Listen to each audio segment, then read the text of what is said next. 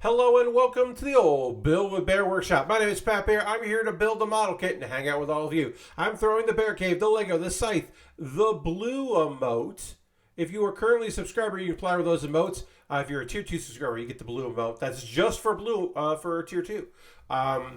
If you're not yet a subscriber, you can say hi, you can use other people's emotes, or you could be a lurker, because that's also okay. If you don't feel like chatting, I'm not going to make you. Ghost Val was here. Hello, Ghost Val. Lashbrook is here. Hello, Lashbrook. Happy to have you, friends. We'll hopefully get a few more people here with us on this Thursday evening. We are currently at 35 out of 40 subscribers. The goal is 40. The goal is always 40. Now, if you're saying, Pat, wait. On the 15th, what the payout thing, you could be only hitting $50 and you get a payout. The threshold in the United States has now lowered from $100 to $50 before you get that payout. And I understand what you're saying. So if we hit 39 subscribers this month, I'll still get a payout. If we get like 36, 35, 30, still get a payout. It'll be okay. But $50 is less than $100, and $100 is a good amount of money to go to buy model kits every month, including model kits in the future. Because, like, you, the subscriber, a couple months ago, helped pay for a model kit that I pre-ordered that I'm not getting until, let me look at that real quick, February, the Heavy Gundam, which is a cool-ass looking Gundam, and you're going to be psyched when I build it in the future. So that's why I'm trying to get to $100, the $100 payout a month. Not just because in the past it was because that way I actually get the money and I don't have to do it every other month, but also because I will use it for things that you will like. Hey, I mean, I'm going to always give that pitch. That's just going to be it until we hit 40 again, and then I will stop talking about it until we drop below 40. Then I will talk about it again. Tonight's agenda, working on the Real Great God Gundam, finishing up the chest on this kit. We got to do some of the back of this lovely kit. We started from the feet, worked our way up. Then we're going to jump over and go sideways. Then we'll do the head.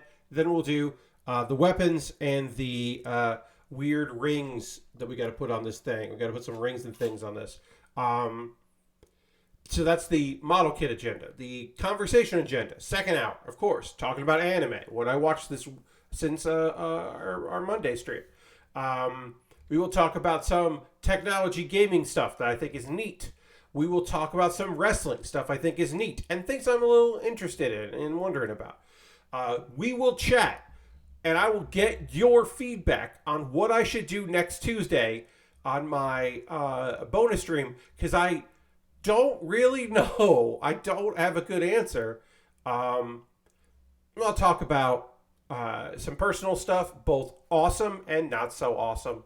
And yeah, I'll work on a model kit. And of course, if questions got asked in chat or people have thoughts that they want to share with me, that my door is always open, and people can jump in with questions or concerns or thoughts or opinions or whatever.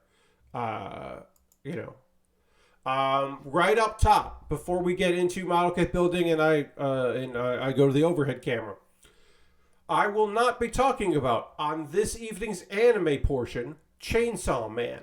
I have made the decision that I will be watching that show, but I will not be covering it here during the streams. And that is on one, because it is by far the most violent thing for me to be talking about on a weekly basis. That I have any anime that I'm watching, and two, it makes me sad, but like in a good way, but it does. You know what I mean? Like, it's a sad show. It's a beautifully brutal show. And I think the animation, the first episode was awesome. I think the animation looked really good. I think that the characters are well defined. I think the opening is very fun. The opening song and the animation that goes along with it is like cool and different and interesting. The way the choices that were made in there, and the homages that are involved. But it's still a brutal show in so many different. It's like brutal in different ways, and they're all brutal and great. and sometimes infuriating and sometimes deeply sad. And there will be weeks where I don't want to watch an episode and I don't want to be like, hey, I didn't cover it this week. I don't want to do that. So like I watched the first episode. Next Tuesday or Wednesday, whatever, yeah. Next week, I might not watch the other episode. I might just fucking take a week off. Like I didn't watch this week's Mob, which is a different beast. But I was just like, I don't want to watch Mob this week. Mob Psycho season 3. I just decided I didn't feel like watching that this week, and I'll watch it 2 episodes. I'll watch the episode whenever, tomorrow maybe, because I don't have any shows to watch on a Friday, so I might watch it then. I don't know. As I've said before, and we're gonna into the overhead and we're getting to building. Because I cover anime during my streams to talk about it on a weekly basis, that is one of my hobbies. Is my entertainment is watching anime. So I have a few shows that are just for me, that I can watch at my leisure. Sometimes, look, it'll be weird for me to cover Yowamushi Pedal. It's on its 5th season, and there's been like 2 movies, and that would just be a weird thing for me to cover. But it would just be me going like, I love that little bicycle man, that little man on a bicycle. Not like Chainsaw Man, it's different. But this little boy on a bicycle, this little otaku who learned he can ride. Like, I'm gonna be like, damn this one guy, and those guys' muscles are ridiculous. Like, I don't know. I don't need to cover that. Anyway, I'm gonna retweet my own tweet, see if we can get a few more friends to join us, and then we'll get finishing up on this chest here. So we'll get that going. But yeah, I just wanted to cover that show is wonderful, and it is not my easy recommendation of the season, but like, I get it if you want to watch it. Overhead, done. There we go. Got our numbers there. Currently 35 subscribers. Want to hit that big 4-0. Again, I'll shut up about that when we get there. Let's get the back of this kit done. The back and also the covers for our guns on here. Now, you might say to yourself, Pat, when we left, this chest pieces were not done. What happened? Well, what happened was, I went to go put this piece on, and it wouldn't stay on because I had done the green piece in the middle there wrong. I had done that chest part wrong. And so I was just test fitting and realized my mistake. So I did a very rare thing for Pat Baer, is that I did a little bit of the work on this model kit off stream. I almost never do that, friends, but I was convinced that I was doing something wrong, and I felt like I should figure that out on my own time. All right, so we got to get D, E, and A. Let's get A in there. And again, we got plenty of undergating here. We got plenty of overhang, little nubbins that need to come off, and if they don't come off, it's weird. So we got to do all of that. A21 is this one here. All right, what is on the agenda? Hey, promotion. Let's get into some promotion. Save the date. If you're coming to PAX Unplugged, I'll be there. I will be there definitely Friday and Saturday. Sunday is question mark. I will have a panel on Friday, December 2nd at 7 p.m. Eastern Time in the Crab God Theater. It will be the improvised postmortem, the return, because we did it last year too. I mean, it's the return because it's been a year. But it will be me doing the improvised postmortem. Guess TBD, TBA. It's both to be determined and to be announced. No guest yet. Confirmed, 100% confirmed. I've got, except I don't know. We might have this other panel. Let me find out. And I'm still not sure I'm going to PAX, but if I do go to PAX, I want to do your panel. That has been my confirmation so far. So, still working on it. I got time. Now, unfortunately, for friends who are not going to be attending that convention, you will be able to see the panel eventually. You will not be able to see the panel live from the comfort of your phone or computer because I will not be. It will not be in a live stream theater. It will be in a theater that is not being broadcast, which is frustrating. But what can I do? I would have liked to have been in Mothman, the streaming theater. I mean, honestly, I want to be main stage, but I'm not putting together material that hits main stage at PAX Unplugged. So I will be doing that. Unfortunately, my second panel did not get accepted. It is on the maybe list because they had a bunch of people submit. And so maybe my academic, my tools you can use panel, improv tips for live players, which is a tentative name. I was trying to find a better one, but that is the gist of it. It was acting tips and improv tips for people that want to step their game up in their live play. That was the plan. That has not been approved, and that is okay. But it is on the wait list, so it might get in, which will be neat because I have a lot of experience with doing improv and playing tabletop role-playing games. And I have tips and tricks for people that are like, I am scared of doing anything in this, any kind of performance at all. And like one person at the table just keeps doing a character work. And do I have to do that? And what do I do? And how do I do that? I have answers to that question. If that question is being presented. But it doesn't necessarily look like that's going to be at this convention, which is fine. I am still figuring out if I'm going to be around on Sunday. I feel like I want to come back on Sunday and be home on Sunday. Now, will I stream? I think yes. I don't know if I will stream both nights, but both Thursday and Saturday. But I do think I will do one of those two nights. From the hotel room that I'm in. I have to hope that is all taken care of. At the very least, I can promise you this. I'm going to get there on a Thursday, and I'm going to check in, and I'm going to do a test to see if I can stream on my laptop there. And it might just be like a hangout stream. Maybe I'll bring like a little mini Lego set or like you know what? Actually, I have a very tiny kit that requires basically no tools because I don't want to fly with. I can fly with plastic tools, but I don't want to fly with snippers. I don't want to fly with this. So I'll either bring a small little kit or a Lego set or something like that. Maybe I'll bring a Lego set that I can do over the course of 2 streams. You know, so I can go and start it and then like finish it at home or whatever. I don't know. I haven't thought that far ahead, but. Let's see. Yeah. But I did want to let you know, I wanted to put the word out there that if you were on the fence about going to the convention, if going to PAX Unplugged was something that you were like, maybe I would do that, but you were on the fence about it, maybe the fact that you can see me on a panel will push you over the edge, and you'd be like, no, I'm definitely going to go.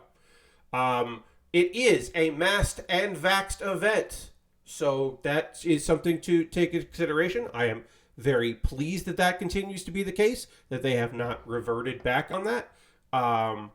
And, of course, you know, I take it fucking seriously and will continue to take it fucking seriously. And so, did want to put that out there in case you were like, But also, you make the choice if that's something you want to do or don't want to do. I'm not going to tell you you got to or you can't go. How does this work? Go. Okay. Oops. Sorry, everybody. Give me a second here. So that was a big thing. I'm as I said, still working on improvised postmortem is one of my favorite panels to do at a convention. Of course, it will be. This one will be tabletop and card game themed, not video game themed. We've done the video games ones at the video game show, and it was at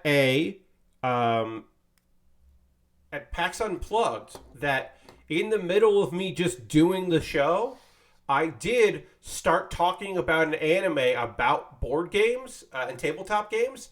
After School Dice Club, which is a fantastic little show, beautiful little show. And I was telling people about how that show rules and they should watch it.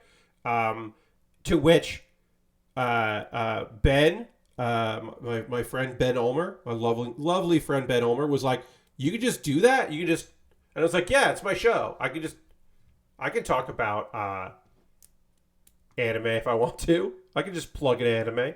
And I was like, "This should be a panel," and then it was.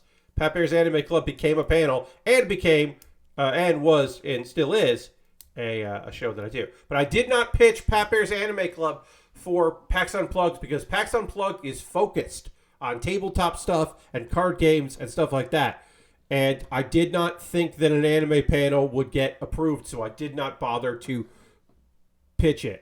All right, we have finished this. You can see here, these things pop up so you can get more guns. You always have one on each side, and you can pop up to get many, which is cool.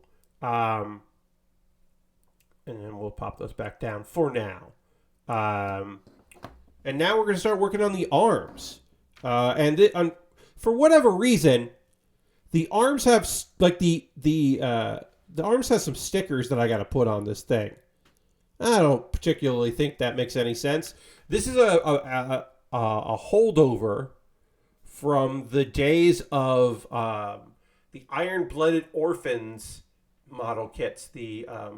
What then became full mechanics and then was also like non-graded kits had stickers that went on like the inner frame. And I think it's weird, but I'm not against it. I just do think that it's odd.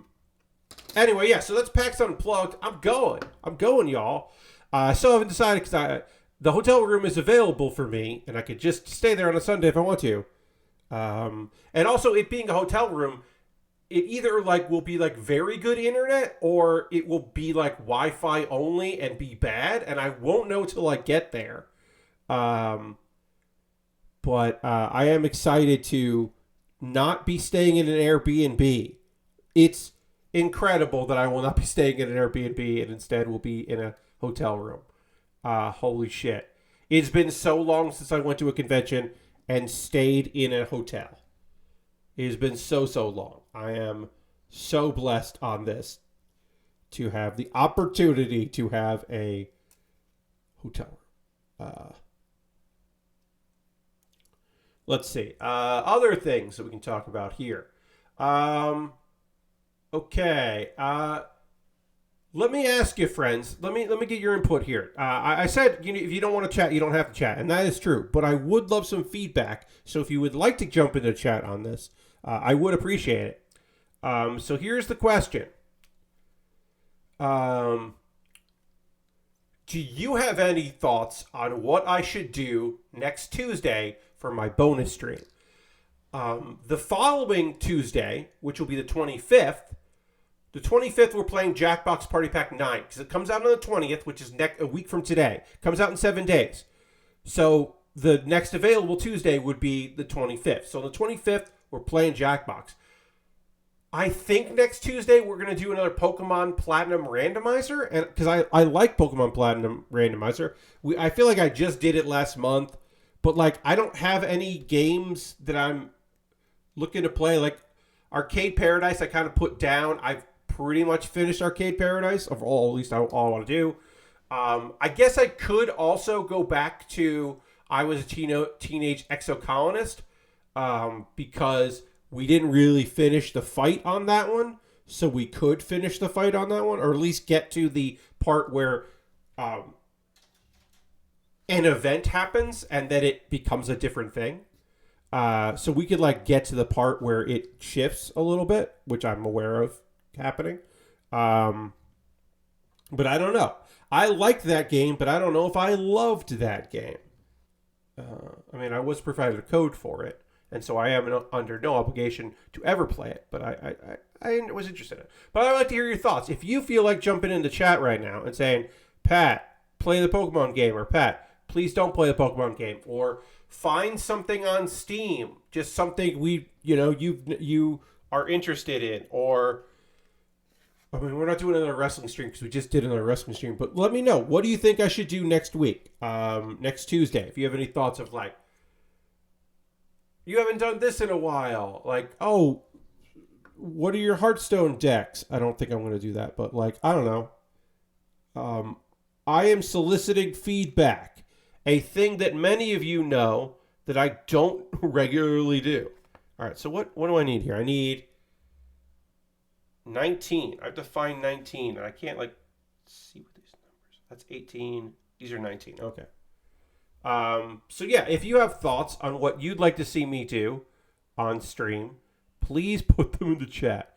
And if you don't have any thoughts, it's also okay. It is all right if you don't have any thoughts on what you like. Because I mean, the default is we're going to play Pokemon Platinum Randomizer. Because that way I don't have to do anything. Oh, there it is. I lost my sticker. So I will take your silence as your belief that I should 100% play Pokemon Platinum.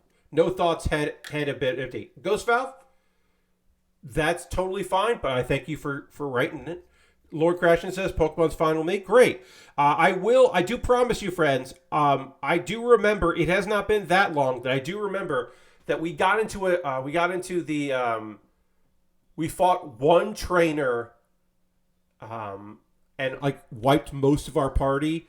One trainer underneath the gym leader. So I do have to grind before we get there. I have to like exit that gym and go back into the woods and grind. I couldn't remember where we played last time. Like I couldn't remember like what spot we were in. And so the fact that we did anything, I was pretty happy with. But I do promise you that I will endeavor to remember to grind up for it. But I do think we're going to do that. Lesper says, yeah, I'll be missing it for special Tuesday night Dynamite, so no real input from me. Yes, that is a thing. One of the reasons I moved, not the main one, but one of the reasons I moved from Wednesday night streams to Tuesday night streams is because I like watching AEW on a Wednesday with my friends in a Discord, and I can't do that next week. Well, I can do it for the first hour. I will be watching the first hour with them and then duck it out so that I can stream here. And then I will be watching the West Coast replay directly after. Which I have access to, and I'm very grateful I do. All right, let's get this next step done here. Then we'll get into E and F. And then we'll start. These are the things we can do together, and then we'll start working on the right hand specifically. So, yeah, I think we're going to do that. I'm going to remember. I'm going to grind. That's cool. Speaking of wrestling, last night we had some wrestling. AEW Dynamite happened. And I will say this, friends. Look, am I at 100%? Am I like kicking it in all gears? Am I like having a great one right now in my life? Not particularly. I've been better, and I've done better. Is it because of that I cried at the end of Dynamite when a good thing happened to a person I know? No, that's not the full reason. It's also the emotion of just being very happy. What I'm talking about is that Orange Cassidy won the All-Atlantic title. And he has a belt for the first time in an AEW. And I've known Orange for a long-ass time. I would say like 7-8 years. Maybe more. Maybe 10. It might be 10 years. I might have known him since 2012. Yeah, it might be 10. I might have met that dude 10 years ago.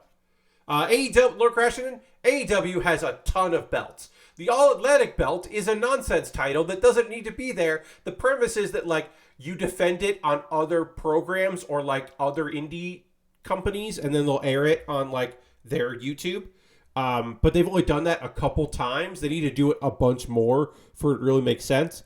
But yeah, there are a bunch of belts in AEW. They keep adding them. And then they also sometimes... They also bought another company. Tony Khan, the one of the owners of AEW, also bought Ring of Honor just by himself. And so now there's almost every Ring of Honor title also gets defended at some point. And it was just like, no, too many belts. I mean, glad you bought the company, but too many belts. Anyways, but Orange Cassidy won. Now, Orange Cassidy has wrestled as Orange in the Comedy Wrestling League that I helped organize, and then for several years fully and totally ran the book for. I'd always been a part of it, and it was only like a year and change that I had nothing to do with it. The last year and change, I did the very last show, but before that I had stepped away from running it for a number of reasons that I do not feel like getting into. But anyway, UCBW, which is part of the Upright Citizens Brigade Theater, was a comedy wrestling show. The story goes, Eugene Cordero, who is an actor that has been in a bunch of cool shit. Eugene fucking rules. Eugene Cordero got back into wrestling in like 2008, and his favorite wrestler was Kennedy, because he really liked how the guy just said, Kennedy, and just like repeated it, which was just nonsense.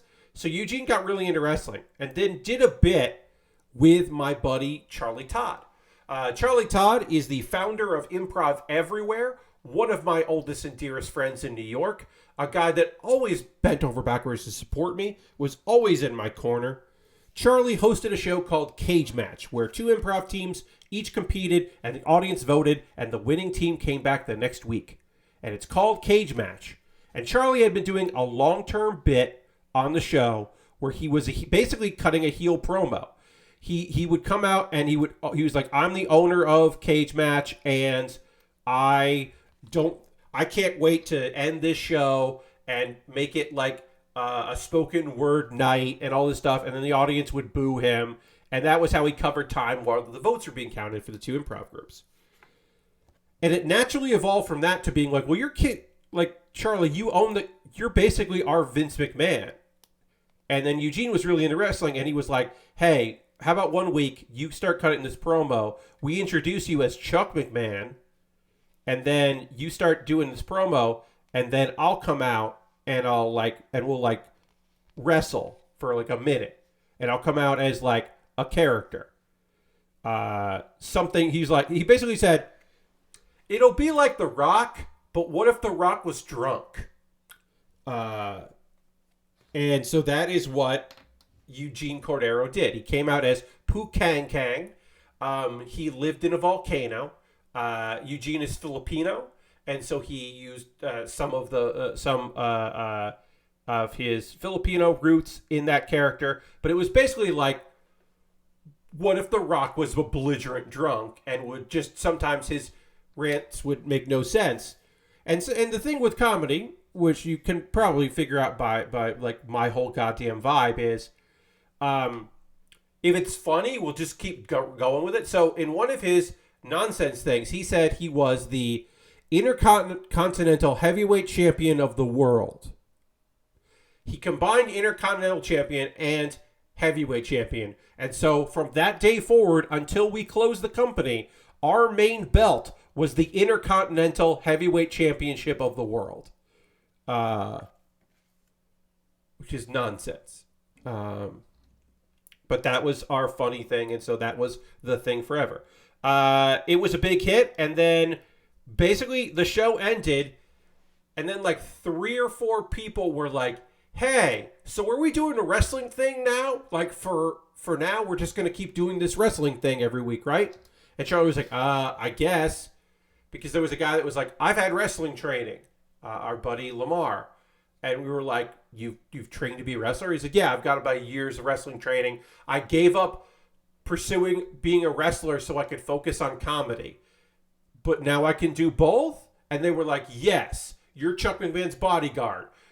Come up with a name and a gimmick. Okay. Mars the Black Planet. Great, you're Mars the Black Planet. That's awesome. And then it was like, we need a referee. And I was like, hey, I own a referee jersey. Pat, you're the referee. And I was like, great. Uh, Eventually, I will be a wrestler, but right now I will come in and I'll be the referee. Excellent. Great. Okay. Okay, so next week it's going to be Eugene versus Mars. Cool. And then we can't do that every week, so we need other people. Okay. Who do we know that loves wrestling? All right. And then we just kept doing it. And then people who didn't love wrestling but liked doing character work were like, I want to do it. And then people who didn't really have a place in UCB and never really found their footing, but knew wrestling, had wrestling training, were actual wrestlers, or were just like, this is my in. We definitely had some people who were like, I don't really care about wrestling, but it'll be stage time on UCB, and so I'm going to agree to do this. We had a bunch of people like that, which was okay as long as they kept showing up. And then eventually, we had people like my friend Ian, who is Billy Kumo that comes in here and chat on occasion. Billy was like, hey, so I do comedy, but also I work for Chikara. And we were like, oh, you do? And he was like, yeah. Some of these dudes live in New York or New Jersey, and they wrestle in New York a lot.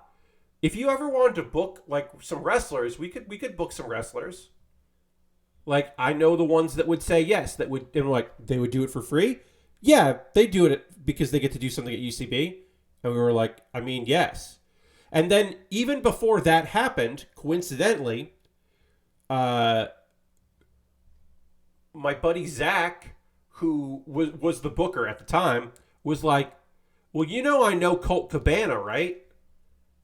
Do you think we should ask Colt to do the show? And I was like, yeah, we should fucking ask Colt Cabana to do our show. You would get it. I was like, we definitely want to book the comedy people that would get it. So we booked Colt Cabana to do a bit because he was in town for another thing, and he got to say that he performed at the Upright Citizens Brigade Theater, which was not a lie. He did get to perform there, and he was very happy to do that, and we were happy to have him. And did the crowd know him? Like a couple. It wasn't a big deal, but whatever. And then we would get indie talent that were Chikara folks. We had a Chikara invasion one night when they were doing a show in New York that weekend. The Ants, the Colony, Fire Ant and Green Ant, later Silver Ant, were our tag team champions for a while. Orange Cassidy competed for our title, our main title, on 2 occasions. Then weird shit happened.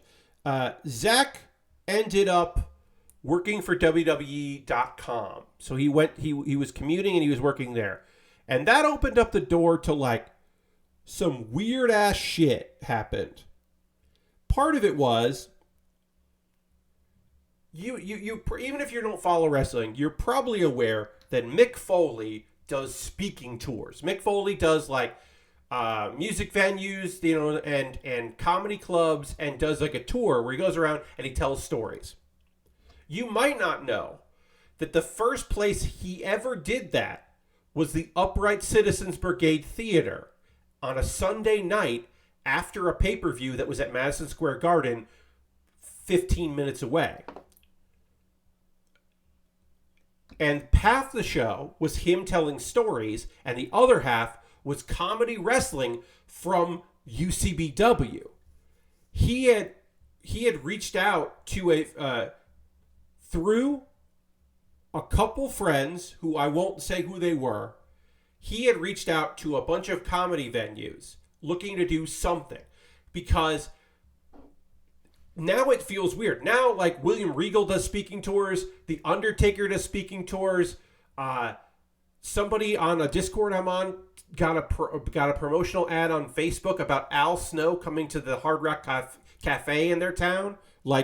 Wrestlers doing these tours is not a weird thing. But Mick was the first one, outside of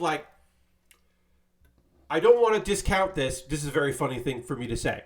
I don't want to discount The Gathering, because The Gathering has the Juggalos have a wrestling league, and they would have wrestlers come in, and they did a comedy night. It was Roddy Piper and Mick Foley and a couple other telling funny road stories, right? So we weren't the first person to have Mick Foley tell funny stories by any means, But a Mick Foley Presents comedy show, that was him testing it out. We used him to have a very fucking cool show and to say that Mick Foley was associated with our nonsense. And then Mick Foley used our show as a way to say, well, you know, I just had a successful show on Sunday night after a pay-per-view in the same town at the Upright Citizens Brigade Theater. And then people that sell venues are like, ooh, that don't know what the fuck wrestling is. And so we helped Mick Foley. It's a very weird thing to say, but it's a true thing, and it does make me proud that is a true statement, a true fact. So Mick opened up the floodgates to like other people wanting to come in, and it made it easier to pitch it to people. Now, the one thing that's nice about wrestlers is you can ask them to do a thing for free, as long as it's cool. Wrestlers will do, like, look, were they going to drive up from Philly to New York just to do our comedy thing? Probably not. But if they were going to be in New York anyway for a thing, sure, they'll come by. Like, because it's a cool thing they get to do, and they get to tell their friends that, like, oh, yeah, I did that. Like, and sometimes they were coming from New Jersey or Philly or Boston or whatever, and they're just going to pop in and hang out and do a thing and then go do the other thing they're doing. They're going to crash on someone's couch because they were young guys doing this, like Drew Gulak did our show. Chuck Taylor, loved working with Chuck Taylor because the dude just fucking gets it. But yeah, the Ants, as I said, were our tag team champions. Then one night, after Mick Foley had done that one show, he was doing another thing where he was guesting with us as a favor. And he was like, I'm going to bring some guys with me. Is that cool? And we were like, to watch? Yeah, we can give them seat. We can tape them seats and all that. It's like, yeah. One of them really loves comedy, and he's driving with a couple guys, so they'll probably come too. But I've been talking about how I'm doing this stuff at UCB, and he's really jealous about it. And we were like, okay, sure. I think that's fun if you want to. Like, we can do the whole thing. We can tape their seats. We can bring them backstage and hang out. We'll give them some drink tickets or whatever. Like, sure, no problem. We'll show them up. And so on a Thursday night, on a random Thursday night, Mick Foley comes in, and we're like, hey, Mick, thanks so much for coming. Blah, blah, blah. We really appreciate it. He's like, yep, all right, so two of the guys are sitting down, but the my other friend wants to come back here and meet you guys. Is that okay? We're like, yeah, sure. We understood that these were going to be WWE wrestlers. Like, we were well aware. Mick was showing off to his wrestle friends, hey, I'm doing a cool thing at UCB. And I understood that one of them liked comedy. I need to stress this. I did not know who any of these people were going to be when they showed up. I had no idea who was coming to hang out with us. And then just Dolph Ziggler is just in the green room at UCB. Like, Dolph was just there because Dolph fucking loves comedy. And there was like one dude on one of the improv teams that wasn't in our group yet, wasn't doing our wrestling thing, but like understood what was going on. He was just like, hey man, why is fucking Dolph Ziggler and Mick Foley here? Why are they here? What's happening? And we're like explaining. He's like, oh, okay, cool. And then I was like, hey, who else is here? Who's sitting in the audience? And in the audience was a confused, not sure why he was there, Zack Ryder, and the other one was John Morrison. And I don't think Zach was in the car with these two guys. He was riding with these two guys. So he was just like, sure, whatever. I don't know what this is. We're in New York and we're going to a comedy theater. Okay. What's improv? Sure. And so I pretty much know for a fact that he was just like, yeah, whatever. John Morrison was like, this is cool. I didn't know this place was here in Chelsea. This is rad. I'm psyched about this. What's up? I think this is very fun. Yeah, totally. This has been great. This is cool. And then one of the guys wrestled that night did a leg drop inspired by a John Morrison move. as like, hey, I see you out there. And apparently, John Morrison thought that was fucking cool. And I thought that was fucking cool. So yeah, we're talking and kind of chatting about some stuff and whatever. And Mick goes, hey, I have this show coming up here. Do either of you want to do something in it? And Dolph goes, absolutely. He immediately goes, yes. What date? Yeah, I'm not on the pay-per-view, but I have to be in town for stuff. Yes, no problem. I'm coming. This sounds great. You guys are so fun. This was such a fun show. I want to do this. And Morrison goes, I'm the U.S. champion. So I have to ask Vince if I can do it. And we were like playing it very cool. But there was a part of me like, no, Vince McMahon shouldn't know that we exist. No, you can't tell Vince McMahon that we are a thing. Weird.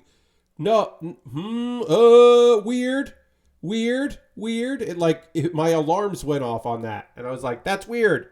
But of course, what are we going to say? I'm not going to say, no, don't tell anyone. He's got to tell people. Sure. Tell people. Sorry, let me check my phone real quick. He's got a thing. A Patreon message. No problem. So we're like, all right, I guess ask Vince McMahon if you can do Mick Foley's comedy show. By the way, I should point out, this was a show that I was producing. I was producing the show.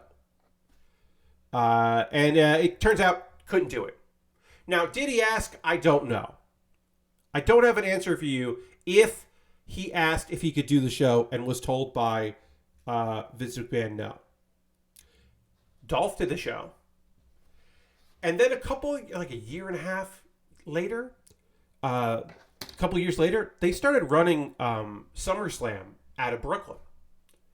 And so Dolph was in town.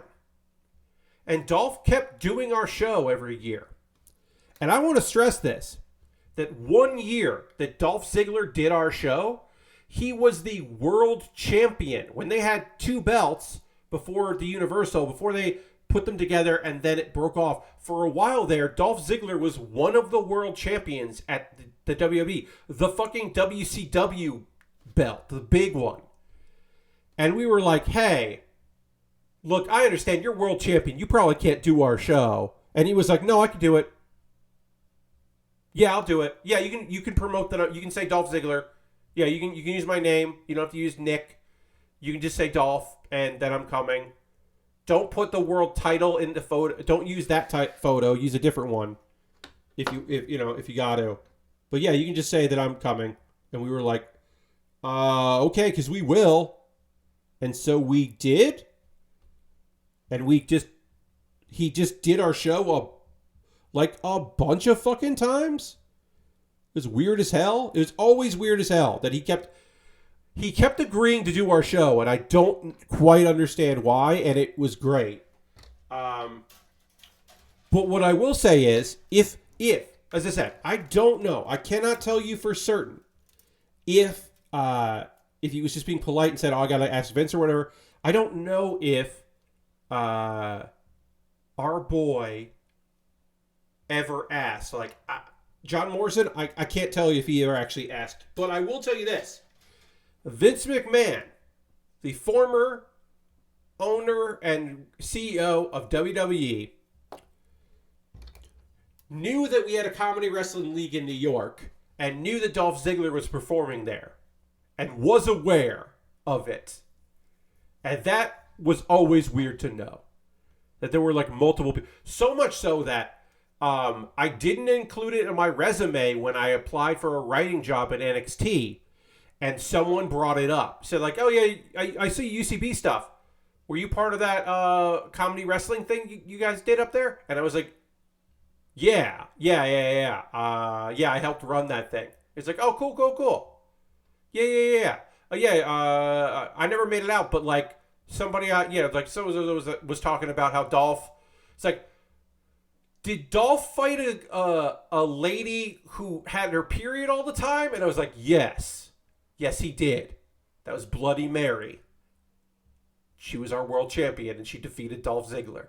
And he was like, okay. I was like, yeah, I don't know what to tell you, man. Considering how much WWE likes to run people's lives, I believe it was real. Yeah. Oh, yes. And Lurk Cratchit says he tweets about comedy shows. Yeah. So at this point, Dolph can just do a bunch of shit. Dolph can't do, like, that was my thing. Like, I was like, it's a comedy wrestling show. It is a wrestling show. Are you okay to do it? He's like, yeah, I'm not getting paid, and it's not it's not. He's like, you're not a wrestling show. You're a comedy show about wrestling. And I was like, exactly. You get it. He's like, I can't do. He said something like, I can't do CZW, but I can do your shit. And I was like, great, excellent. It was very funny because I was like, yeah, don't do CZW.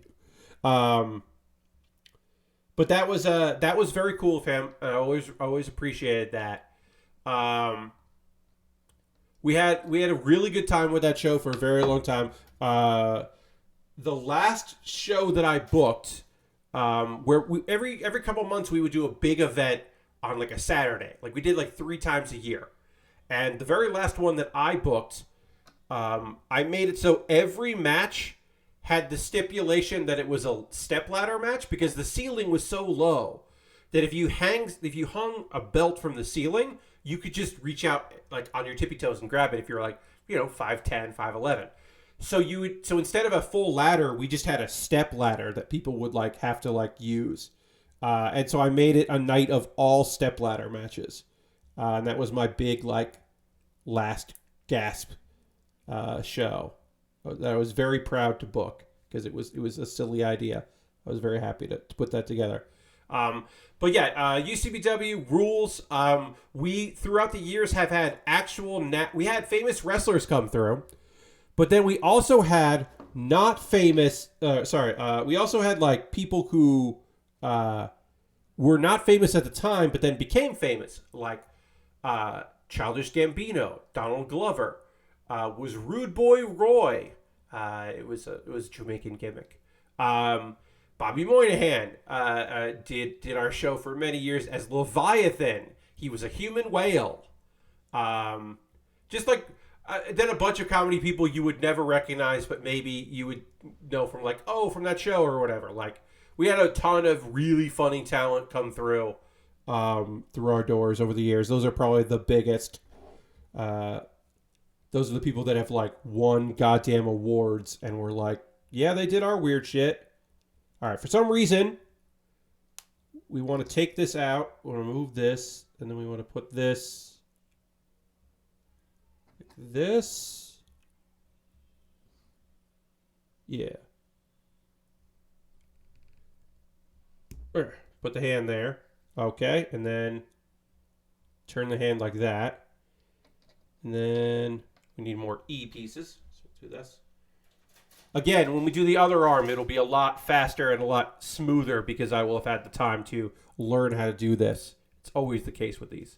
But anyway, that is my that's all to say. Again, my point being that Orange Cassidy, and as the wrestler that he was in Chikara, I don't break kayfabe, but he at one point was wrestling as somebody else. Orange Cassidy did our shows numerous times. He was just always a great dude. And I will say that when he did his show, when he did our shows as a different person, one of the things that was most said by people that did not follow independent wrestling was, that guy's way too handsome to be wearing a mask. Which is true. Both of the masked men that came through, one of whom is Orange Cassidy, one of whom is another gentleman who wrestles on the independent scene as well, still to this day. Is not an AEW, but still an independent wrestler. Both of them were too handsome, but particularly our boy Orange was just such, like, why is that boy in a mask? Is what my friend Eileen would say every time that she did the show. Because she was used to seeing comedy dudes. And instead you get this cut individual that can just like float around and like really goddamn wrestle and is too cool for school. And also just incredibly earnest. That's the thing. This boy is just a great dude and he's awesome. Also, he's a comedy wrestler. He's a comedy wrestler through and through. He has a comedic gimmick that works and gets the crowd behind him, and he puts on a good show. And I'm so thrilled to see a comedic wrestler succeeding in an industry that often does not appreciate comedy wrestling and thinks it's bad and ruining the business and that anyone can do it and all this other horse shit. But it doesn't matter. He's a world he's a champion. It's not a world champion. He's a champion. And also, I should point out that when he was the independent champion, the IWDP or DW champion, he was the internet champion for a while. A belt is too heavy, so he never puts it over his head. He only does like this high. He holds it a little this high, and he carried it around in a miniature JanSport backpack, like a small JanSport. That was his big move. He didn't wear it around his waist. He dragged a JanSport backpack with it inside it, and supposedly after the air, after the show was over last night on Dynamite. Not supposedly, there's proof of it, but Chris Statlander came out with a backpack for him to put that belt in because he was like, "This is heavy." This is very funny, and also popped the crowd because Statlander is still injured, but people got to see her. It was a nice surprise. All right, I gotta get this on like that. There we go. Did that, and. Not much the shoulder parts here, but while we have the moment here, we will just... there's a lot actually to the shoulder. Never mind, there's a ton of stuff on here. Oops. We'll, while we have the moment here, we'll just panel line this part of the arm here. I was at a Men's Warehouse last weekend and got helped by someone who is like friends of the family with Sting. Ooh, fun. That's for other folks. That's wrestler Sting, not the police Sting, not the musician Sting, but a wrestler Sting. That's fun.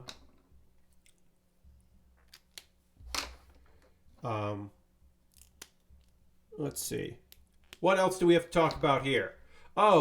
This is a shorty. I'm just gonna say this. Everything is fine, but I do want to put this out there that my mother suffered a bit of a shake-up today, and she's okay. But I did want to put it out there because I tweeted about it, so I figured I'd mention it here on the stream for prosperity. My mom was unfortunately involved in a car accident today. She was driving and went to make a turn, and another car was coming, and that car collided with my mom. She is shooken up, but now taken to the hospital. Okay, we were touch and go there, waiting to see if we needed to go to the hospital once the adrenaline wore off, but luckily she's all right. But yeah, the car, we don't know if it's total or not. It was towed. We are going to find out soon.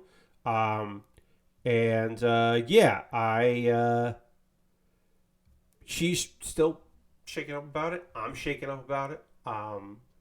Because it's just like, that's not a call you expect to get. It's just like, hey, got an accident, come pick me up. But yeah, very, very shocked. Car full of groceries, which were in the back and fine.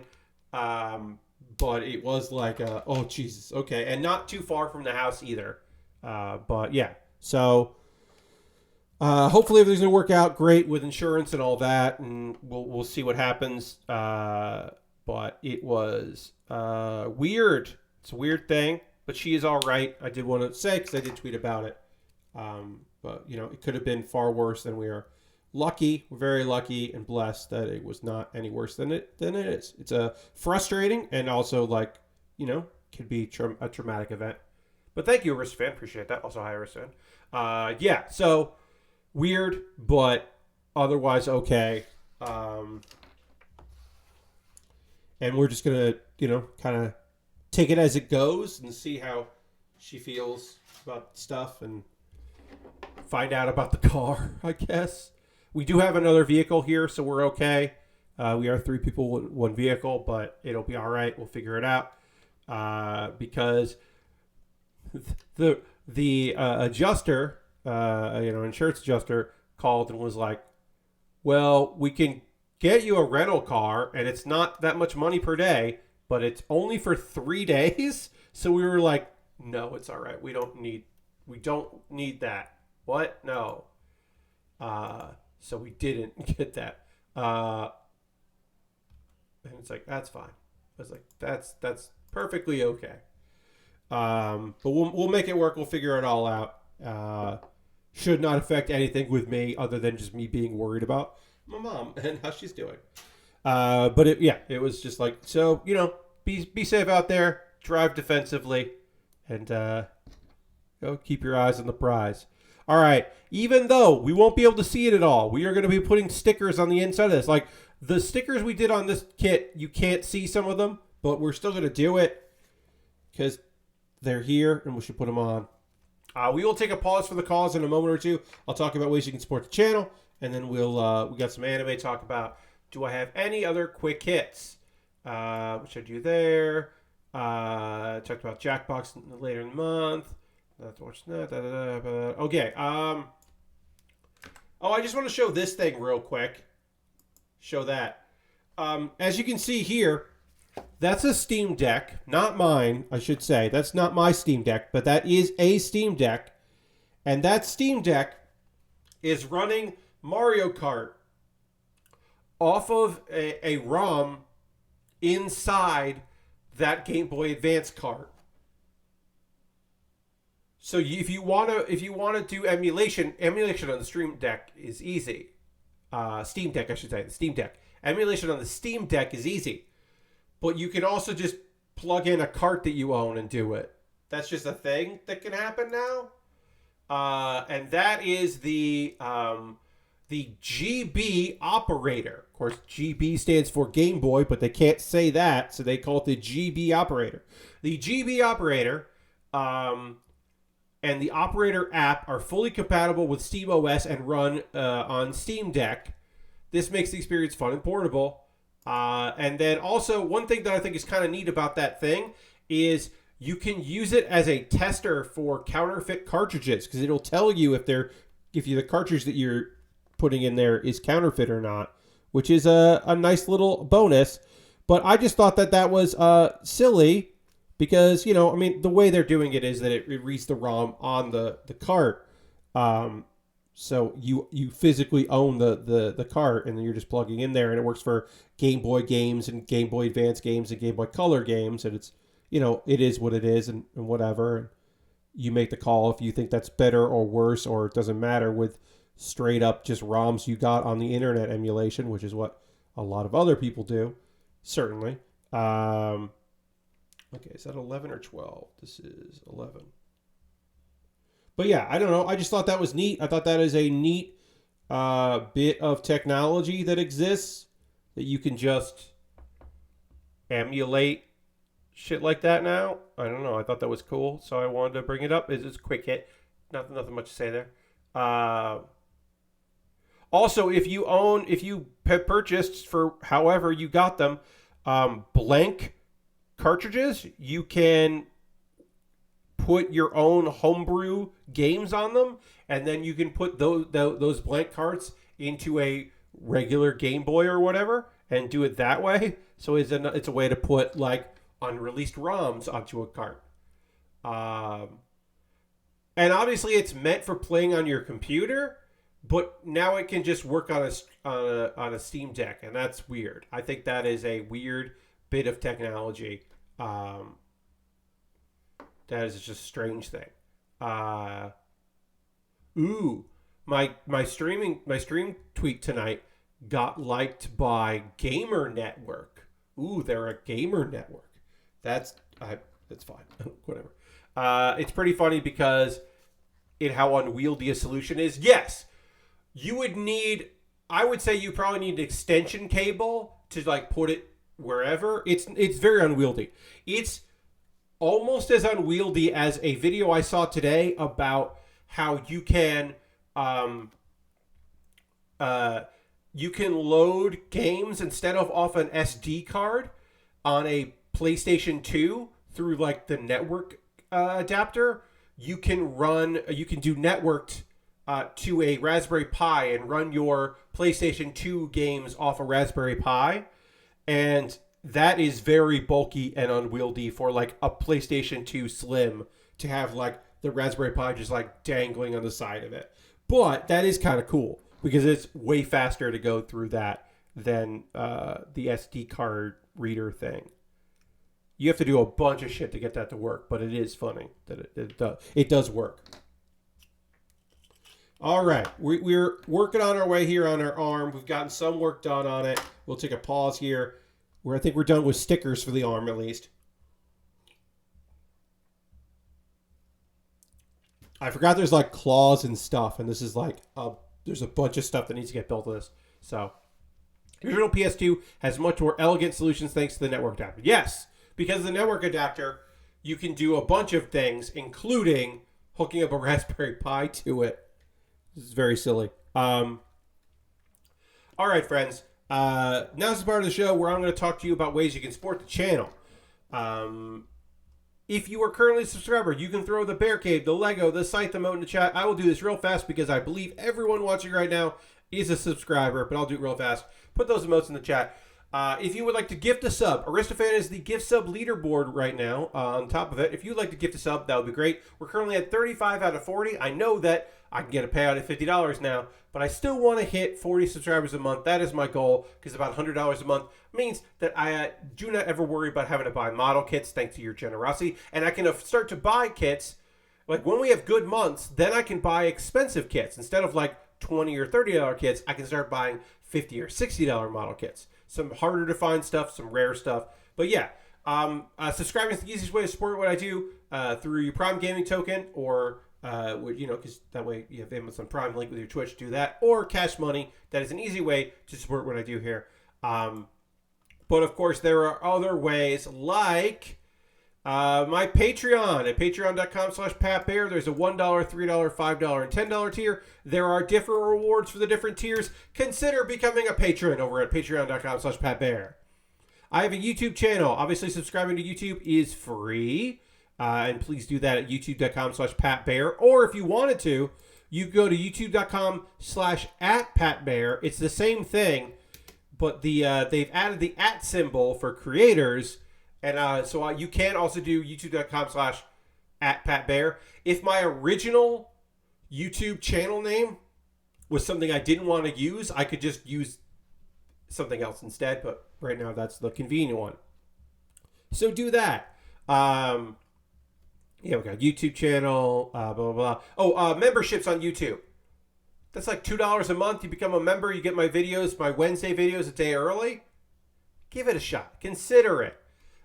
Because when I make money off of when I hit $100 every month, because right now that is the minimum for a payout for YouTube for AdSense, I'll get money, and then I'll use that money to buy model kits. So that's another way to support me.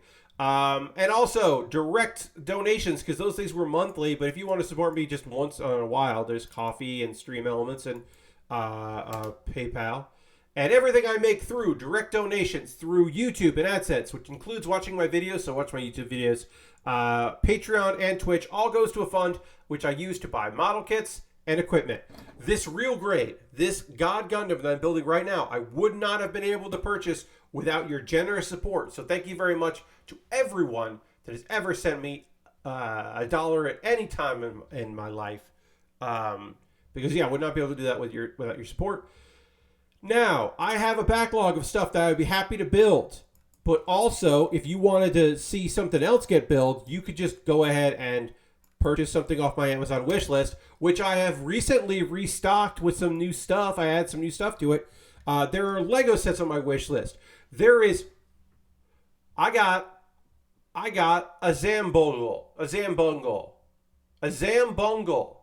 No, not Zan. Sorry. This is a Tomino for Sunrise. I should say. Tomino for Sunrise. This is awful.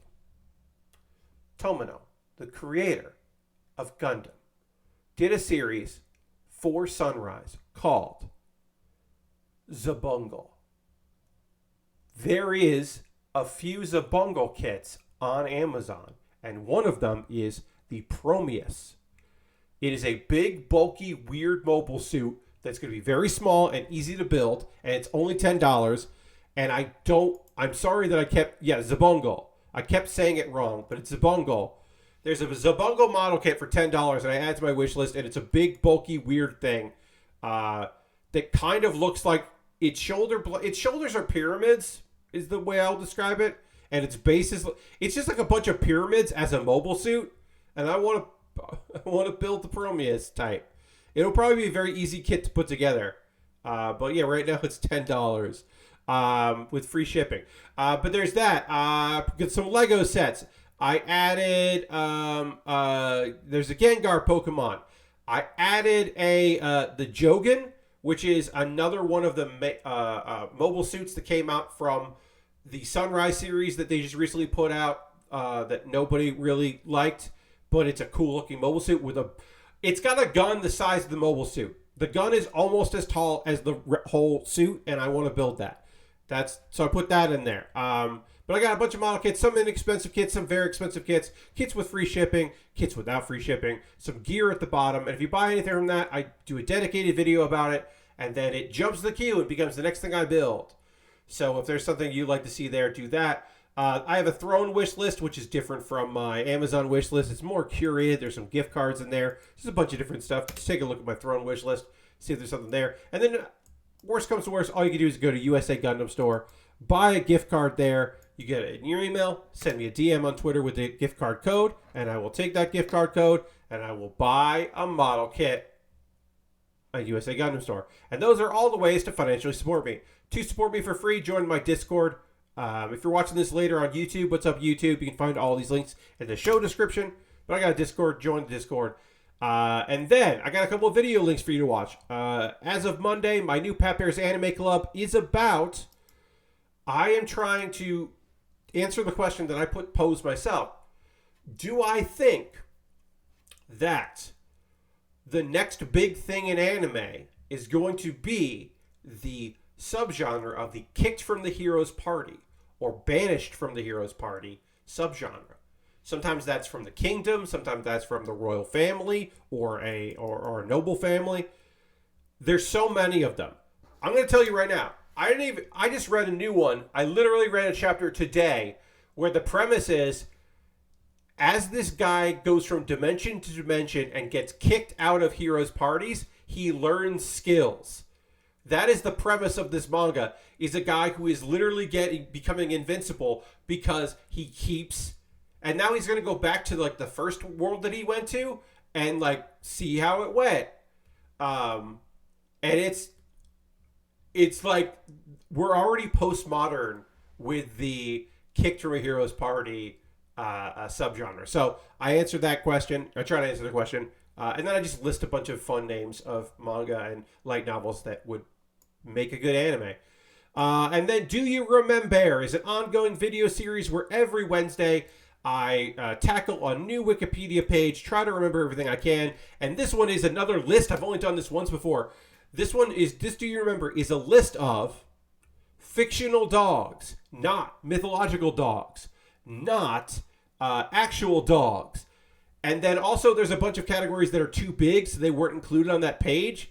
So it's just like, it's basically like music and book dogs, but not like television or animation or animated television or movies or animated movies. Those are all separate pages. I really talked about the categories that weren't there because I couldn't remember a lot of fictional dogs in it. Spoilers. But it's still a fun video, so check that out. I'm going to drink some water, and then we're going to talk about some anime. Again, not Chainsaw Man, because I won't be covering that weekly, but it does rule. But, you know, we got to dramatically transition, so let's do that right now.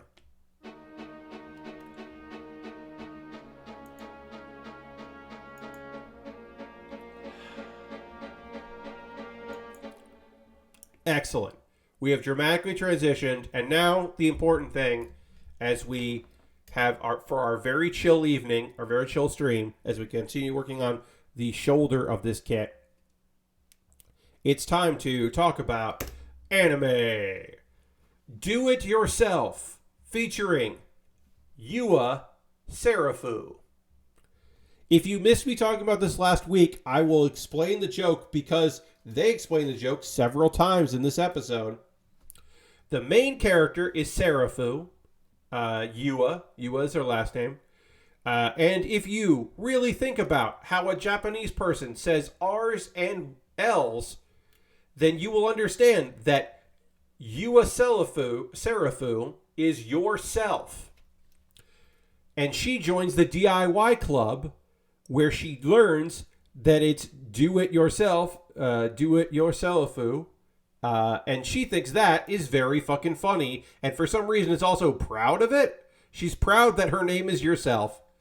And in this episode, she explains what DIY means to like several people who also know. She just learned what it meant. But she's just like, DIY stands for do it and like it's saying, a Japanese person saying, do it yourself. And then she's like, And then one girl ignores her, and another girl goes, it's your name. And she's like, yeah, it is. It's adorable. This show fucking kicks ass.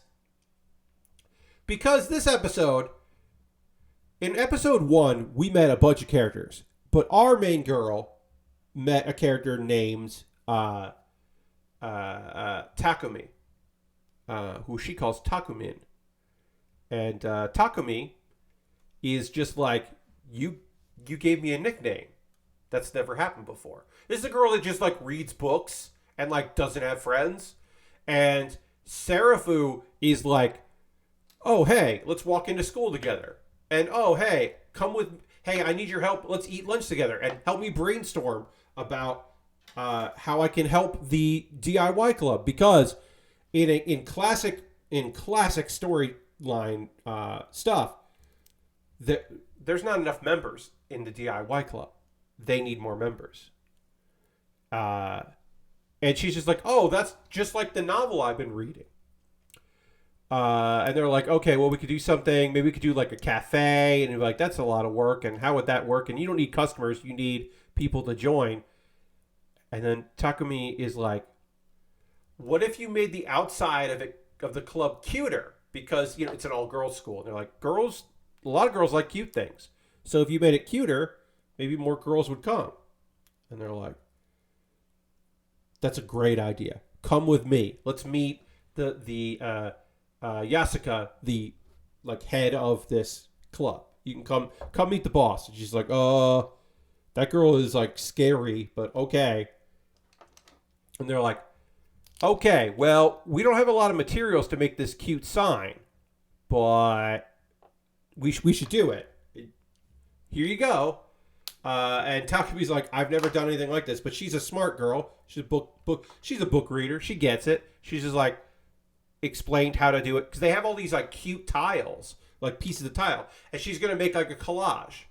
And meanwhile, we found out at the end of episode 1 that Serafu is like, I want to make a bench because my next door neighbor, who we know is named Miku. Miku and I used to sit on this bench, but Miku, we don't have that bench anymore, and Miku and I are kind of strained. Now, we know they're strained because Miku is a tsundere, and also because they went to different high schools, and she's mad that Serafu didn't go to the same high school as her. So she's like a little butthurt and also tsundere about it. But anyway, she's like, I want to make a bench. And so our main girl there, Yasuka, is like, okay, well, we have these skis left over, and they make a very cool bench. We'll make a bench with like the like the wood on a base, and then the actual planks will be skis, and it'll look really cute. And then later, when Miku's like, I don't want a bench. What are you talking about? She's like, all right, well, we'll just put it in the school, or we'll put it in front because it will like draw attention, and maybe someone will want to join the club. So we get a montage of them working on it, and like the sign looks really good, and they're like, you did a great job. And then this girl who she's smart and she works hard, but she doesn't have like close friends. She's just like literally just like, oh, it's over now. They said nice things. They liked what I made, but I'm not going to be able to do it like it's over. And it, that's a rough thing for this girl. And they're like, leaving or whatever. Oh, and the bench is done, and they sit on the bench and they think the bench is great. And they're walking back, and she's just like, I don't want it to be over. Like this quiet mousy girl is like, I don't want this to be it. Can I join the club? They're both like, there's like a long pause, and they're both like, we just assumed, we thought you were going to. Well, were you not gonna? Oh yeah, you're in the club. Like what? Yeah, of course. It is very fun. She's like, yeah, fill out the paperwork, bring the paperwork tomorrow. Like join the club. So they need to have 5 members, and now they have 3 members. Episode 2, we hit 3 members, and it was cute and fun. This show rules. The opening song features all of them. The end of this episode, we see this like short girl that seems to have a lot of attitude, with blonde and pink hair. She's in the opening, so we know as the audience, well, this girl's going to join this club. So we know that. They don't know that shit yet. But I want to tell you, like, an adorable show. There's some like they go through how to do this like tile mosaic and like what the steps are.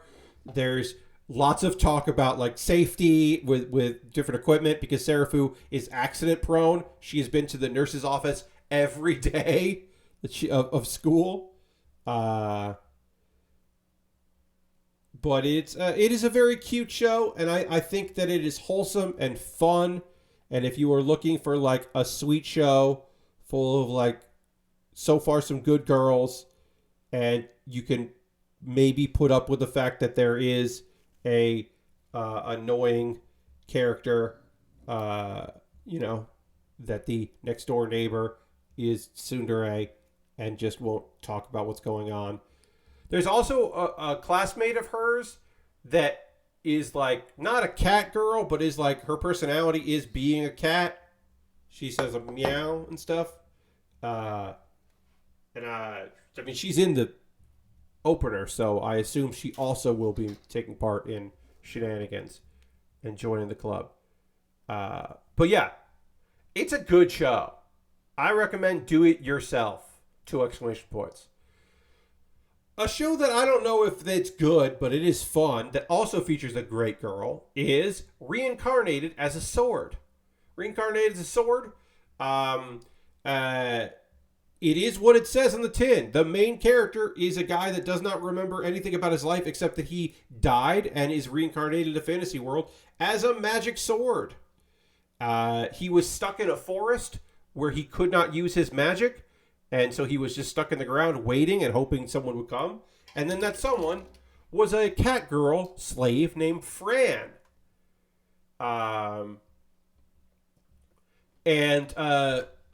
Basically, she picked him up and took it, used him, and then he, through telepathy, was like, hey, do this, do that. I'll help you out. I have magic. We're going to make this work. And she's just like, I'm going to call you teacher, and I'm going to learn from you, and you're great. And he's just like, I will protect this little cat girl and help her out. I will make sure that, she's taken care of and looked after. Where did that little... I just lost a piece here. Where'd it go? Did it fall? Well, that's frustrating. Well, I only need one of them right now. I'll figure out where the other one of these pieces went, but it did just slide off the table, I think. So I will have to track that down. I'm going to have to track that down because I'll need it for the other one. We're not going to get to this part of the arm, but today, but I will need it. So now I get to go in the hunt for a piece of plastic that I dropped on the floor. That's fun. And by fun, I mean it's not at all. All right, so let's not drop this one because this is the only one I have right now. Hold parts with your finger and push them in. All right, well, we'll see. Okay. What was I going to say? Reincarnated sword. Yes. So in this episode, Fran with Master the sword, the Master sword. I mean, teacher is what she calls him, but I like calling him Master sword. I can't figure out how this works. Nope. Sorry, everybody. I'm gonna use some tweezers here. This says hold parts with your finger and push them in. But I don't know.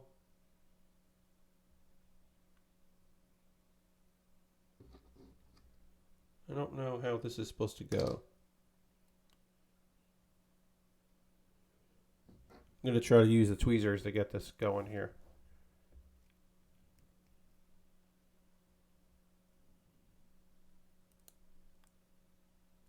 All right, I think it just goes like that. Okay.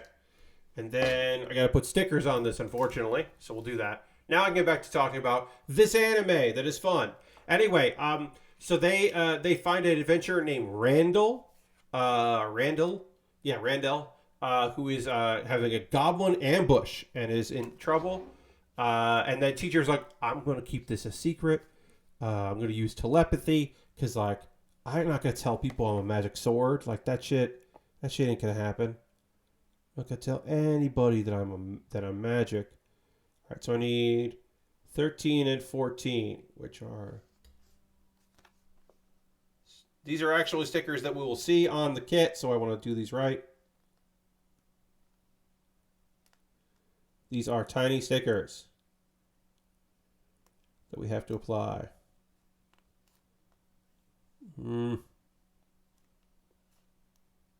Sorry, everybody.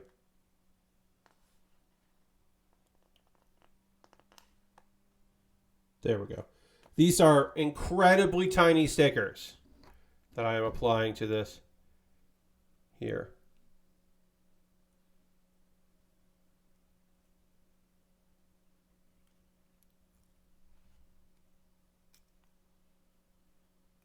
Just the tiniest fucking stickers. Sorry. Okay.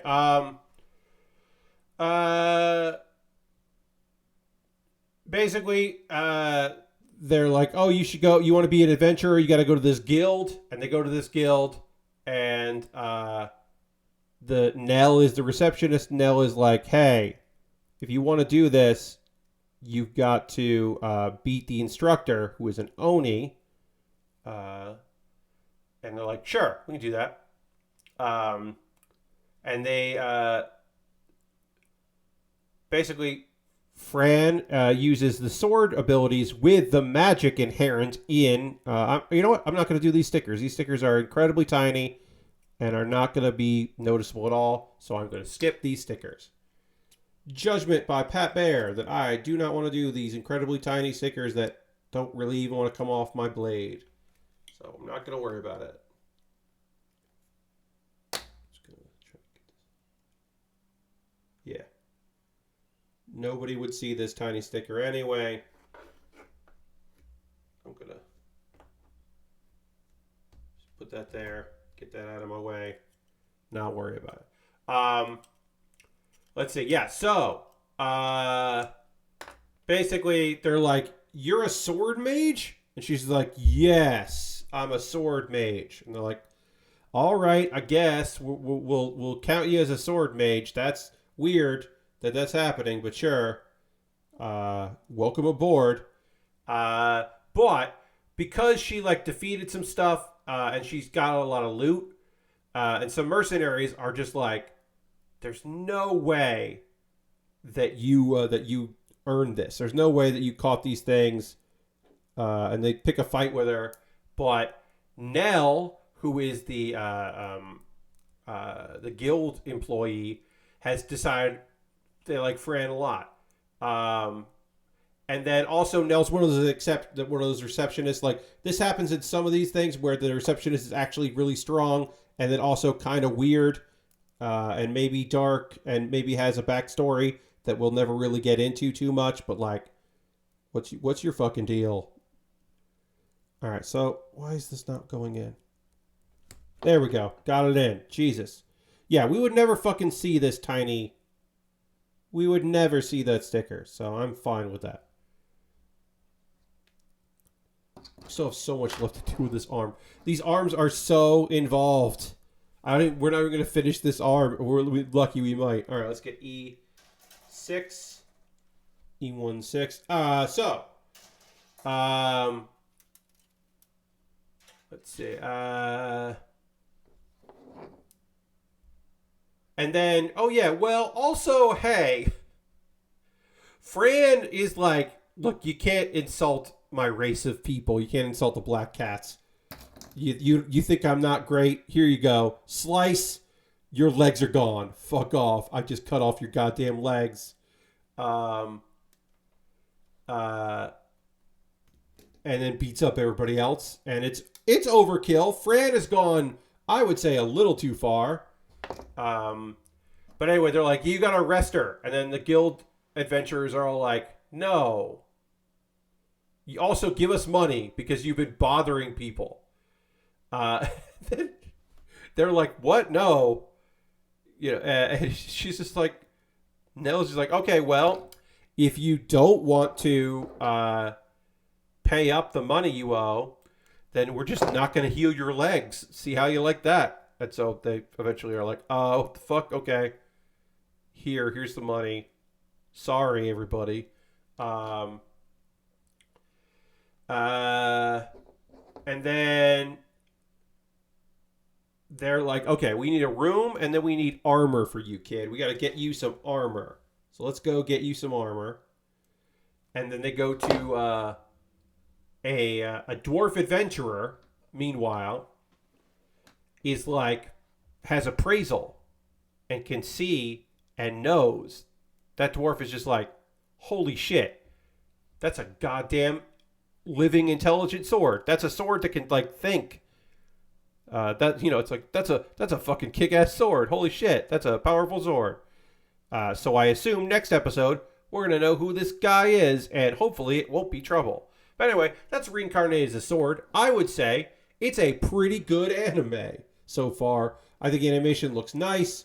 Fran is a best girl candidate because she's just trying so hard and just like doing her best. She's just got like, now she's getting some power, but she wants to use it for good, and also really likes her master, which is fun because her master is, of course, a sword. So she's just like really into this goddamn sword. I don't know. I am too. It's a good sword. Let's see. Other things. Doomsday with My Dog. I've been talking about this show for a while now. This is episodes 29 and 30. Of course, they are short episodes. Of course. And we are talking about how it's a bunch of quick little gags in one. The dog is like, the dog and the human, Dog Haru and the master, both realize that neither can hypnotize the other, that neither is susceptible to hypnosis. Then the husky that we've seen before, the jock husky, shows up, and Haru ends up in a like manzai comedy routine with it. It's like unwillingly. Haru is like, I hate that every time we talk, it ends up being a comedy thing, and it does. Even with the like, Haru doesn't go for the chop to end it, but the dog reacts and falls into the water. Haru's just so mad. Then we have this collie that I don't remember ever showing up, but is like basically a big sister type character, and I don't remember this particular dog ever being in the show. But there's a collie now. It gives him some advice, and also turns out to be a Fujoshi. Now, if you're unfamiliar with this term was originally a derogatory term meant to insult a particular type of woman, but the larger community has accepted this name and seems to be embracing it because they are apparently have taken back the name. But it refers to women who are straight women who are fans or creators themselves of works of fiction, manga, web novels, light novels, and anime centering on male and male romance. So it is the girls that really like the anime about the boys. and that is this dog apparently, which is a weird thing. This is a strange thing for this anime to have, but sure. And those are the big standout points from these 2 episodes. There's so many more of these episodes. I'm excited about it. I really like this weird show. All right. We have gotten most of One Arm done. We can do a double part on here. We can do 2 of these at once. Got a lot of like 2-parters here that won't benefit us right now, but later will make things easier. Of course, we do have to find the one part that needs to go on here that is the equivalent of this piece. We don't have that. But that's the anime that I've been watching. We have time left on the stream to talk to you about video games. If you have been playing any video games, or hey, maybe you've just been watching some stuff, or you've been reading something, let me know. What are you watching? What are you reading? I talked about that manga that I just read the first chapter of today. That was very silly. I consider it to be a very odd manga where it's just like, oh, the premise is this dude needs to be kicked out of parties, and then he can go and move on to the next one. And he learns skills. That's silly. But yeah, I've been, let's see. I've been playing Hearthstone. I got a couple Hearthstone decks that I like, that I've been getting some wins with, so that has been nice. This is the God Gundam Real Grade. It is released this year, the Real Grade God Gundam that we're working on. We started this last week. Worked all the way up, working on the arms right now.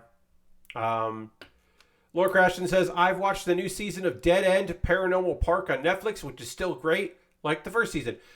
Cool, Lord Crashton. That you are referencing a thing I've never heard of, and I love that. I have no idea what the fuck that is, but I hope it's dope as hell. But yeah, I don't know what that is. Let's see. Lastbrook has been playing a lot of Gundam Evolution. I've been playing that too. Not a lot of it, but I played some of it. We played yesterday. Played a little bit with some friends. It's a very queer animated show called Paranormal Park. Dead End Paranormal Park. That's awesome. I've never heard of it, Lord Christian. That rules. Lastbrook had said Gundam Evolution, thinking about getting back into Satisfactory after watching Next Lender's Grounded stream. Yeah, Grounded is a video game I don't want to play, but I think looks cool. And I liked watching Nextlander play it, but I'm not running out to get it. You know what I mean? It's not for me, but it is neat. All right, we need 2 of that. Then we need D7. 2 D7s. Let's get 2 D7s out.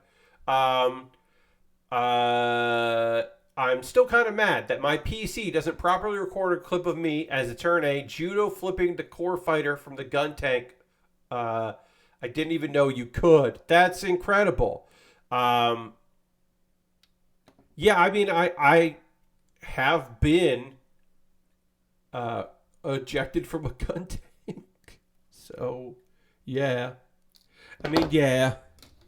God, it's a good video game. I hate that it's a good video game. I don't want it to be a good video game. I don't want to be into a Gundam version of Overwatch. I mean, I'm not fully on board. Don't get me wrong. Like, it usually is on the behest of other people that I'm getting in there. But I am having a good time when I play it. I'm not the one going like, hey, are we doing Gundam Evolution tonight? But when someone else is like, hey, who's around? If I am around, I'm like, I'll get into it. Yeah, let's fucking go. I'm excited about Jackbox coming out next Thursday.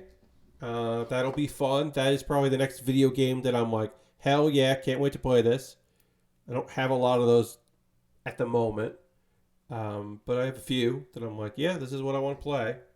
All right, so we got those done. Then we need these 2 go into the small part of this. Get this part up. That's okay. So this goes in like this. Got to get these claws in here. And this goes in like this. All right, so we got those. We got these parts done. Now we can do the outside ones, which are D1, D2, and then G216. But anyway,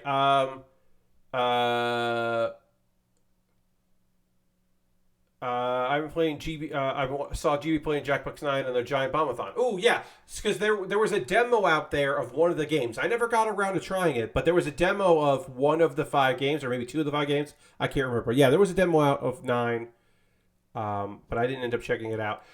These are God Hands, but these are not the I forget the exact numbers. These are not the big bad ones. These are like one step down. Let me actually look up the full name. I apologize. I don't remember the exact full name, but I can find it. I can go find my order. But yeah, these aren't like the most expensive God Hands, but they're good. Let's see. God Hand. Let's see. What do I got here? Yes. So these are the PN 120s. So these are not the most expensive ones, but these are, and you can see they're very worn. This is pretty worn out. But yeah, I love these. These are such a game changer from what I played, what I used previously. But the nice thing about these is like they can. You don't need to do the use X-Acto blade to trim stuff, like cut away. You can cut pretty close. You don't have to do like the 2 snip method. These are not going to fall apart from cutting things out.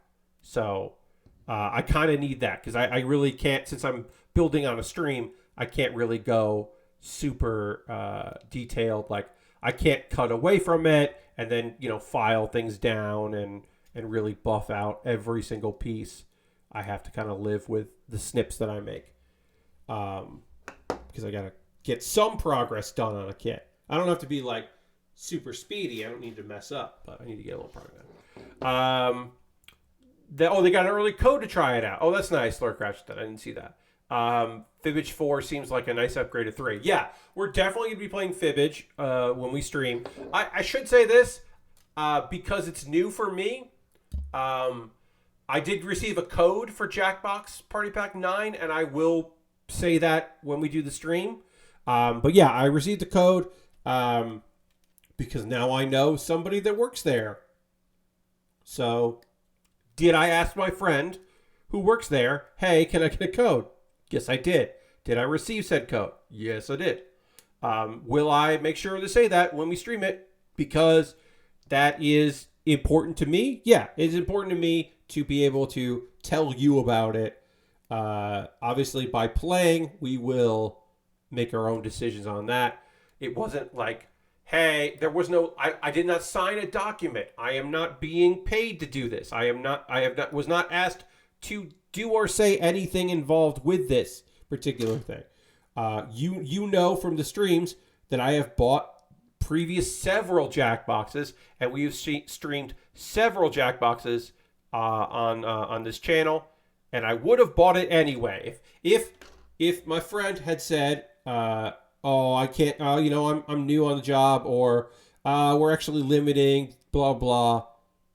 Then I would have said, "Okay, no problem." Buy the game, and I gave him an out. I was like, "Hey, I know I'm gonna shoot my shot here because I will be playing this anyway, but if you can help me out, let me know." And he was like, "Yes." So there you go. So that's how that's how we got it. Got the Steam key for it. It's all ready to go. Just got to download it. I don't have it early or anything. I don't have a sneak peek of it or anything like that, but I am excited to play that because I really like Jackbox games, and it'll be fun to do on stream with everybody. So that's coming up. I'm excited for that. That is the next game that I'm like, this is what I want to be playing. I do need other things because, I want to have fun, like fairly inexpensive experiences with some games on stream. So I got to do the research. I got to really look it up. Some of the people that give me recommendations, I haven't really heard anything from them in a while, or they've been just like, here's a recommendation for a game that I'm really loving, and I'm like, oh cool, let me check out this game, and then I look at it and I go, oh, that's not something I want to play. Oh well, I'm glad you're liking it, but not for me. That happens. Not the worst problem. I've had worse problems than that. All right. We have now almost finished this hand. God damn it. We are close to finishing this hand. We do have the hand here, or the arm, I should say. We are almost done with this arm. We got 35, 33, and 31 to put on here. Tonight's progress has been almost one whole hand and part of the chest. Like, I was like, oh, we might finish this on Saturday. We're not finishing this on Saturday. On Saturday, we'll do the other arm, and it won't take as long because we've done some stuff we've doubled up. But like, this kit is gonna wrap up on Monday. My guess is Monday because we'll have the other arm. We've got to build the head, and then we've got to build the core lander, which goes into the back of it, and then the weapons, and then put the riser part on, whatever they're called. Yeah, so I think at the end of Monday's stream, we're going to wrap this shit up, is my guess. Not obviously, I should point out, next stream is this coming Saturday at 9 p.m. Eastern. So 2 nights from tonight, we will continue working on this kit, talk about a bunch of other stuff that's coming up, going on in life and all that. I will try to have something to talk about. Always try to have things. Sometimes I plan things ahead. Tonight, I knew I was going to talk about Orange Cassidy, and I was like, oh, I guess I'll talk about Orange Cassidy's relationship to the comedy show that I did and talk about that, because I've talked about that some, but not for a while, and not in some details. I haven't talked about some of the things. So I was like, oh, we'll do that. But sometimes I'm just like, well, what's in the news today? What can I talk about? What happened? Did anything happen that I want to chat about? You know, that kind of thing. And then sometimes you, the chatters, have a lot to fucking say, and you got a lot of thoughts on things, then we can talk about that, and it's great. And sometimes you are very chill and relaxed. That's also great, and I don't have a problem with that either. But as long as you're having a good time and hanging out, that's what matters. We got some undergating parts here. We got to clip off, so let's do that. Clip off that. And then get some undergating on this side, right? Yep. Clip that off. Great. And we put this on. It goes like this. This goes like that. All right, and then this goes on this side.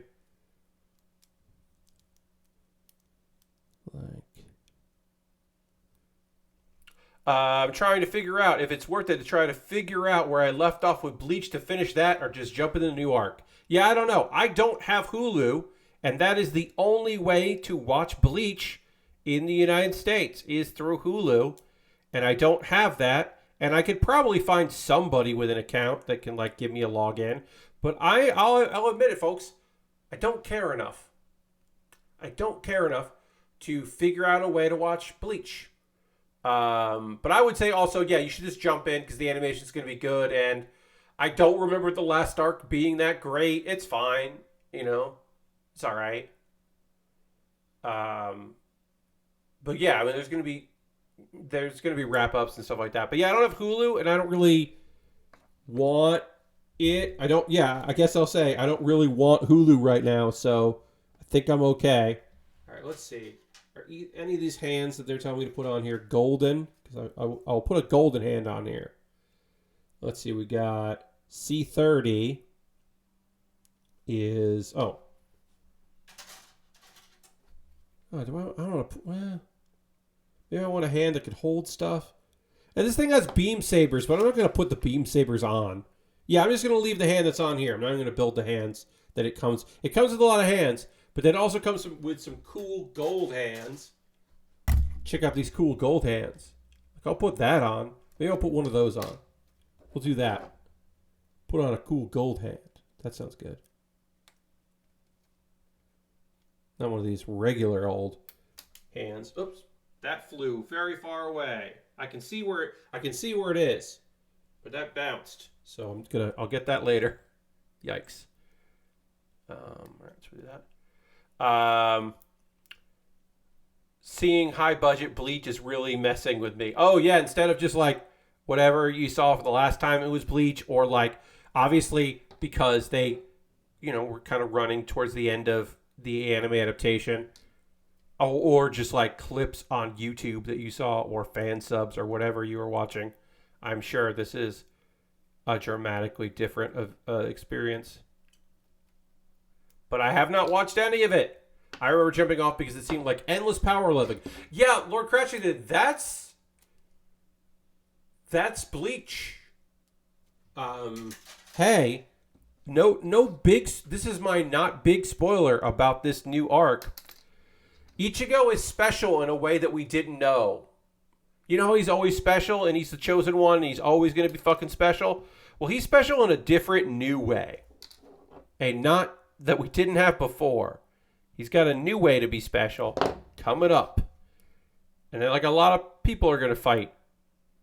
A lot of other people. And some people we haven't seen in a while. And some new people that we don't know at all.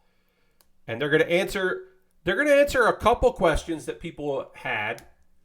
And then it's going to answer a bunch of questions that nobody had. And they're just like, what are you talking about? Why is that a thing that we're dealing with right now? It's a lot. There's a lot going on. It's Bleach. Obviously, Ichigo's theme, number 1, is a classic. Unbelievably good song. But yeah, All right, we finished a whole arm on this stream. We got an arm done. We got some cool extra stuff that comes on with that. But yeah, we got a cool arm here. We're going to use the golden hand because it's a golden hand. Why would we not use this golden hand? It looks rad. So yeah, that is going to do it for tonight's stream. We're going to wrap up there. The ending theme animation actually kind of gives you a cliff notes of the big stuff. There you go. I'm sure. That does not surprise me at all. This was a pretty goddamn chill stream. That's okay. It happens sometimes on a Thursday. Sometimes Thursdays are chill. I have to find 2 pieces that fell onto the carpet. So I'll be doing that. But we are going to raid. That is how we end every stream. We're going to go find somebody doing cool stuff out there on the old internet and give them some love and hang out with them. And I don't know who we're going to go raid tonight because it's a Thursday. And some people that I know do every Thursday. And some don't do that many Thursday streams. So we'll see who is doing a Thursday. We have not raided Wiggins in a bit. Maybe we did not too long ago. I can't remember. But we're going to raid Matt Wiggins, who is playing The Legend of Zelda Ocarina of Time. I don't know if he's doing like a randomizer or just doing a regular playthrough, but Matt's cool. And we're going to go give Matt a raid right now. So feel free to come along on this raid as it gets set up. Again, my next stream is Saturday, 9 p.m. Eastern. So come out at 9 p.m. tomorrow night. We got to end this stream.